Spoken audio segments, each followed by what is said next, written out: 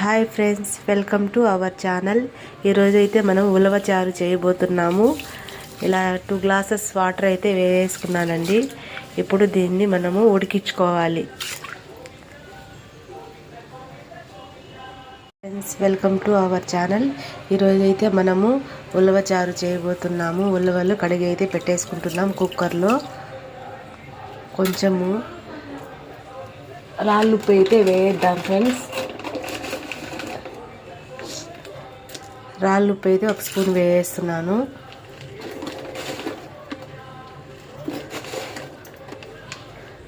సరిపోదని ఇంకొంచెం 1.5 స్పూన్ అయితే రాళ్ళుప్పు అయితే వేస్తున్నాను ఫ్రెండ్స్. ఈరోజు మనము ఉలవ చారు చేయబోతున్నాం. ఫైనల్లీ మన ఇది అయితే ఉడికిపోయిందండి. ఇప్పుడు రసానికి ప్రిపేర్ చేసుకుందాం. ఉలవల చారు ఇలా ఉడికించుకోవాలి. బాగా ఉడికిపోయిందండి. ఫైనల్లీ ఇలా సపరేట్ చేసుకోవాలండి. ఇలా పోసుకునేసి రసం ఇలా బయటకు వచ్చేస్తుంది. దీన్ని ఇప్పుడు రసం అయితే పెట్టేసుకుందాం.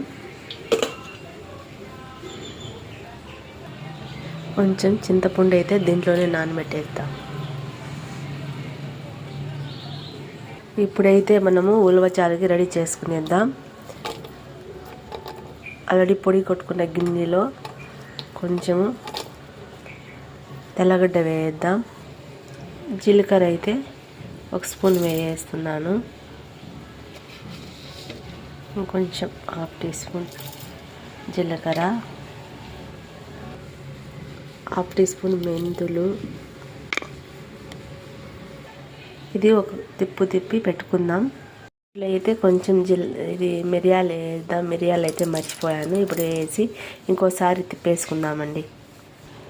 ఇలా కొట్టేసుకోవాలి. తర్వాత దీంట్లో ఉలవలు కూడా వేసి బాగా గ్రైండ్ చేసుకోవాలండి. ఉలవలు అయితే వేస్తున్నాను దీంట్లోనే.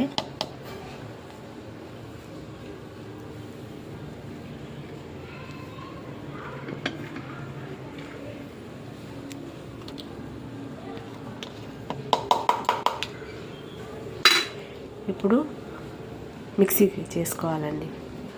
ఇలా అయితే గ్రైండ్ చేసుకున్న తర్వాత ఇప్పుడు రసానికి రెడీ చేసుకుందామండి. రసానికి అయితే మనం ఒక 2 ఆనియన్స్, ఒక టమోటా, కరివేపాకు అయితే ఎండిపోయిందండి. అది ఫ్రిడ్జ్లో కొంచెం ఉంటే తీసుకున్నాను. ఇవైతే ఇప్పుడు మనం రెడీ చేద్దాం. రసంకి రెడీ చేద్దామండి. వేసుకో. ఆయిల్ అయితే 2 స్పూన్ ఆయిల్ అయితే వేసినాం.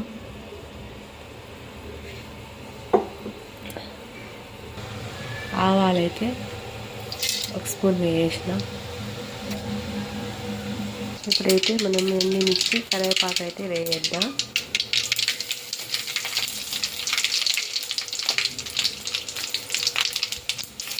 వేసి ఇలా వేద్దాం.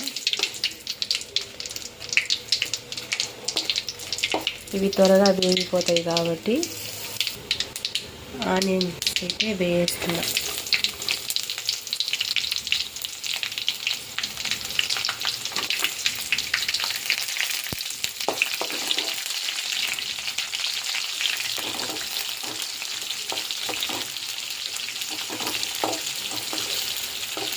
ఇవి కొంచెం గోల్డెన్ కలర్ వచ్చేంత వరకు వేయించుకోవాలి ఆయిల్లో.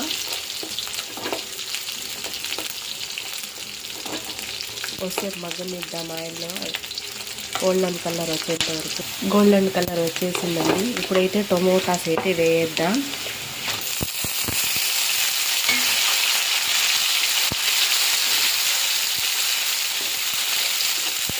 టమోటా అయితే ఇలా బాగా ఆయిల్లో ఫ్రై అవ్వాలి. బాగా మగ్గాలండి ఆయిల్లో.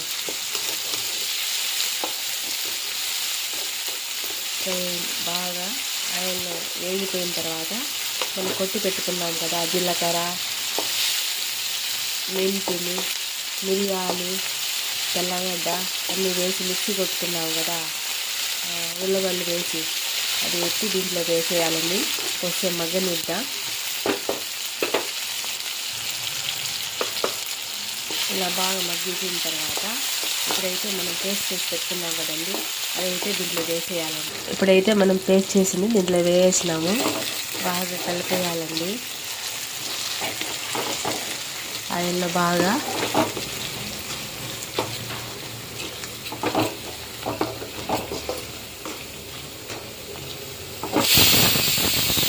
ఇలా మగ్గిపోవాలి.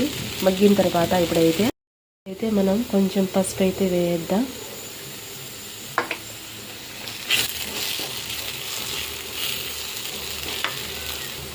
ఒక 1/2 టీ స్పూను ధనియాల పొడి అయితే వేస్తున్నామండి. ఒక 1/2 టీ స్పూను కారం అన్నీ వేసి ఇలా మిక్స్ చేసేయాలి. మిక్స్ చేసిన తర్వాత మన దగ్గర ఉంది కదా ఇది వాటర్ ఉలవలు ఉడకబెట్టింది, దీంట్లో అయితే పోసేయాలి. దీంట్లో చింతపండు కూడా దీంట్లో నలిపేసాను కాబట్టి ఇప్పుడు దీంట్లో పోసేయాలి.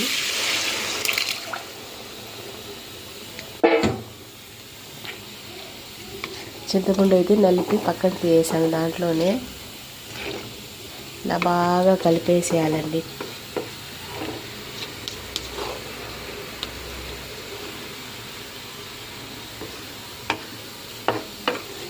బాగా కలిపేయాలి. ఉలవల రసం అయితే మనకి ఫైనల్లీ రెడీ అయిపోయింది. కొద్దిసేపు ఉడికించుకుందాం. ఉలవల రసం సూపర్గా ఉందండి. టేస్ట్ చేసినాను. ఇంకా ఉడికించుకుంటే ఇంకా చాలా టేస్ట్గా ఉంటుంది. ఇప్పుడైతే కొద్దిసేపు మూత పెట్టేసుకుందాం. స్మెల్ బయటికి పోతే అది కొంచెం టేస్ట్ తగ్గుతుందని చెప్తారు. నేనైతే ఇలా చేస్తాను. మీ సైడ్ అయితే ఎలా చేస్తారో నా కామెంట్ రూపంలో తెలపండి. నాకైతే ఇలానే వచ్చు, మా వాళ్ళు ఇలానే చేస్తారు. ఇది సూపర్ వేడి వేడి అన్నంలో సూపర్గా ఉంటుందండి. అసలు ఉడకతాంది. ఇప్పుడైతే కొద్దిసేపు కప్పేసుకుందాం, మూత అయితే పెట్టేసుకుందాం. హాయ్ ఫ్రెండ్స్, ఫైనల్లీ ఉలవచారు రసం అయితే రెడీ అయిపోయింది.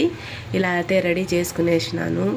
స్మెల్ సూపర్గా వస్తుంది. వేడి వేడి అన్నంలో సూపర్గా ఉంటుంది ఫ్రెండ్స్. ఒక ఆమ్లెట్ వేసుకొని తింటే మీరు కూడా ట్రై చేయండి. నచ్చితే లైక్ చేయండి, సబ్స్క్రైబ్ చేయండి ఫ్రెండ్స్. బాయ్.